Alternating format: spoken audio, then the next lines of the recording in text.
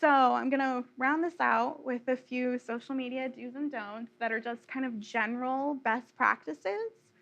Do have balance of give and take. I think I've mentioned that a few times where you shouldn't always be asking your customer to give you something. You shouldn't always be saying sign up, buy, join, book now, those sorts of things. That just makes the user feel very drained and used. And you want to feel like you're building a relationship with them. That's why they're coming to you as a small business and as a local business rather than going to a big box store. Engage and interact. If you get a question on your Facebook page or through a message, Facebook now tells page owners, hey, you just got a message. You should answer this quickly so that they know that you are a valued customer. Interact. Again, social media is about building a community. We can't guarantee that a community will be built by a person-to-person interaction. So much of it happens digitally now. Even if you don't have a website where people can order goods from you, they still will find you, review you, and praise you in the end through social media and therefore to new customers. Be consistent. I cannot stress this enough. Even if you only post once a month, as long as you're posting once a month, that's all people care about. They want to know that when they need shoes, that you are the person that they can go to, and they know that because you are being consistent. You're telling them, hey, I provide this service to you. Of course, if you can get up to weekly, daily, multiple times a day, that's great. But I understand that all of you are, making your own businesses and you have other things that you're doing with your time. The average business owner spends about 6 hours a week on social media. And that's actually not a lot in the grand scheme of things. If you think, okay, that's less than an hour every day. And considering that the average American spends an hour and a half at minimum on social media, that's a pretty good return on your investment. So, and that's average. I spend like 10 hours, but I do this for my job. So really, it can pay off in the long run in huge ways on social media. And then this is really easy, and I'm realizing now that this might come off as condescending, but say thank you. It's a really simple and easy way to have that exchange. If someone tells you a story about their business and you don't have an easy way, or maybe not even the time to respond to that, just saying thank you for sharing your experience, and I appreciate you coming in, or I appreciate you buying X, Y, and Z, is such a simple way, and it really humanizes your business. It shows that there is someone behind the screen who is talking to you and interacting with you. So then moving on to the don'ts, don't use too much slang.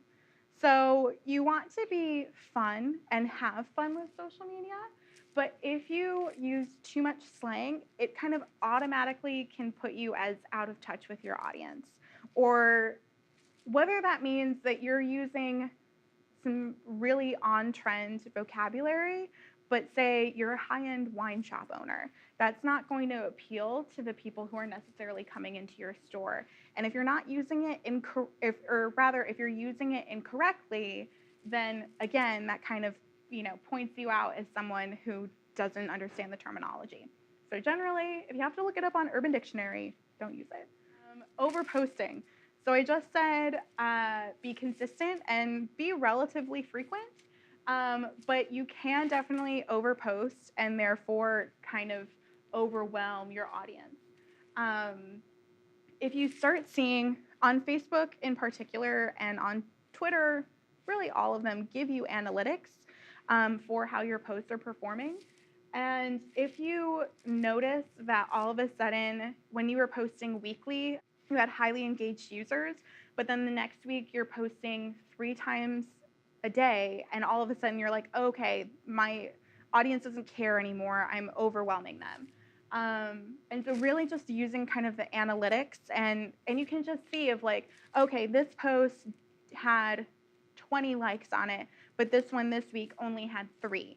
And just kind of dive in onto why that is. You know, we're constantly looking into the whys and hows of it. So if you look at like, okay, that one performed really well actually because a fellow business shared it, or a lifestyle influencer shared the post. Okay, that's why that one's doing well. I won't look at that as kind of my baseline for social media. But some of that can also point to overposting and therefore overwhelming your audience. So oversharing. This is more personal side of things, not the overposting. So your business. This is no longer your personal account. You can't be applying the same rules unless it's directly linked to your business somehow. So like if you're constantly showing pictures of your dog in your store and your pet store, you know, that's totally fine. That's on brand. Even if you're a bookstore, that can be on brand. But again, like if you're a coffee shop, people might be like, oh, that's a health code violation. No thanks. And not come to your establishment. Also, politics, religion, anything that you wouldn't want to mention in mixed company, don't mention on social media. The internet is forever. Even if you delete the post, people will find it. You know, people keep receipts. So yeah, if you wouldn't talk about it in mixed company, if you wouldn't talk about it one-on-one with someone who comes into your store, think twice about posting it on social media. Even if it's the funniest meme you've ever seen or like a GIF of your favorite movie, it's not necessarily going to be appropriate to your business. Okay, so then don't be shy. Social media is all about having fun. It's all about finding that voice and really sticking to that. Who is your business? What it really is, who is your business? You know, a lot of that is you and what you put into it, but it's also about the voice and the fun that you can put into it as well. So then I am from Brooklyn Public Library, so I'm going to plug us for half a second. So then how can we help? I was talking with someone earlier. Brooklyn Public Library, libraries in general, are no longer institutions for borrowing books. We have author talks. We offer, you know, lots of different services. And one of those going on right now is our Power Up Business Proposal competition. It is a chance to win $20,000, which is sponsored by Dime Bank this year, actually. So thank you very much. But $20,000 to start your own business. We currently have orientations going on. We have one tomorrow at Fort Hamilton Library at 6 p.m. and one on the 12th. That was just added for high demand because this is a crazy program and a crazy opportunity that everyone should definitely take advantage of. You'll get resources for learning how to market, you know, learning how to start your own business from the financial side, from the marketing side, every facet that you could imagine. There are networking events that we'll be having like this one. And so it's just a fantastic opportunity. And then in addition, we have an entire business and career services library and center. And they offer resume help, personal finance. We just got out of tax season. So really anything and everything business-wise that you could think. We have lots of programs that are geared towards entrepreneurs. And so please use us, and it's free. And then, of course, follow us on social media. If you want to reach out to our Business and Career Center, they have their own Facebook page. So another opportunity to talk one-on-one with people. And then I am the person manning all of the other channels. So please feel free to talk to me and ask me questions. And that's it. So thank you.